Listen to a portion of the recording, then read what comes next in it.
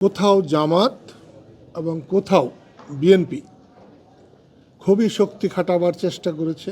আগেকার দিনে ডাকাতরা কোনো বাড়িতে ডাকাতি করতে গিয়ে এই নির্বাচনে অংশগ্রহণমূলক হয়ে উঠছে না, এটা সত্য, কিন্তু পরে হবে। একটা নির্বাচনের যে অবস্থা থাকে, যে উৎসাহ থাকে, উদ্দীপনা থাকে, এই নির্বাচনে সেই উদ্দীপনা আমি রাস্তাঘাটে দেখি নাই।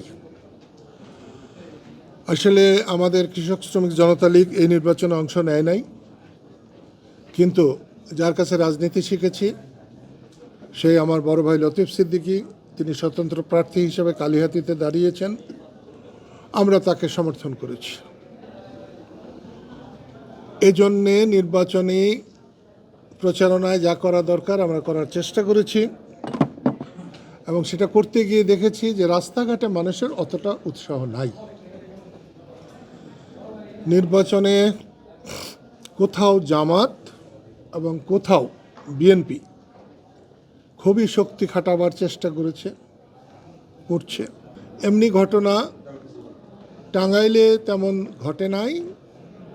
যে ঘটনাটা বেশ কিছুদিন যাবৎ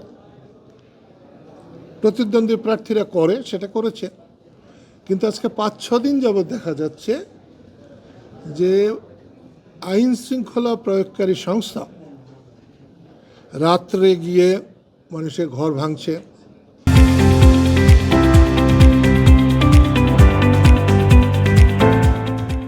আগেকার দিনে ডাকাতরা যেমন গ্রামে ঢেকি বলে একটা জিনিস ছিল, ঢেকি দিয়ে ধান বানাতো, সেই ঢেকি দিয়ে দরজা ভাঙতো, ঠিক সেরকম যেখানে যে কাঠ পাচ্ছে, পাচ্ছে, বড় কোনো যদি কি বলে খাম পায়, খুঁটি পায়, সেগুলো দিয়ে দরজা ভাঙছে, মানুষকে অ্যারেস্ট করছে। এই কথাটাই আমি এখানে বলতে এসেছিলাম, এবং আমি আনন্দিত, খুশি যে তারা আমার কথা শুনে তারা প্রয়োজনীয় ব্যবস্থা নেবেন বলেছেন, এবং আমি বসে থাকতে টাঙ্গাইলে কন্ট্যাক্ট করেছেন, এজন্য আমি খুশি হয়েছি। আমি এটা কাগজ দাও তো, যে এইটা একটা ছবি, আপনাদের আমি একটা ছবি দেখাতে পারি,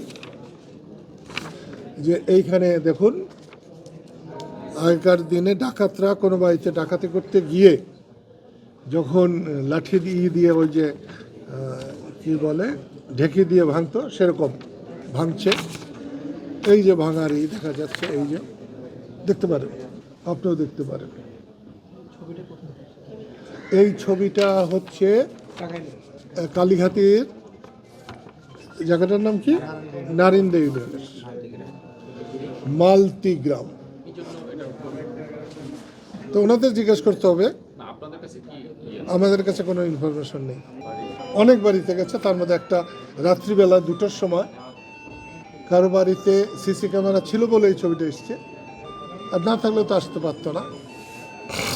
আমি চাই যেভাবেই হোক, যতটা নির্বাচনী চলেছে, আমাদেরকে গণতন্ত্রে উত্তরণের জন্যে একটা প্রক্রিয়া বের করতেই হবে, এবং সেই প্রক্রিয়ায় নির্বাচনের বিকল্প কিচ্ছু নাই। এই নির্বাচনে অংশগ্রহণমূলক হয়ে উঠছে না, এটা সত্য, কিন্তু পরে হবে। এই নির্বাচনের মধ্য দিয়ে পরে অবাধ নিরপেক্ষ অংশগ্রহণমূলক নির্বাচন হবে, এটা আমাদের প্রত্যাশা। ধন্যবাদ।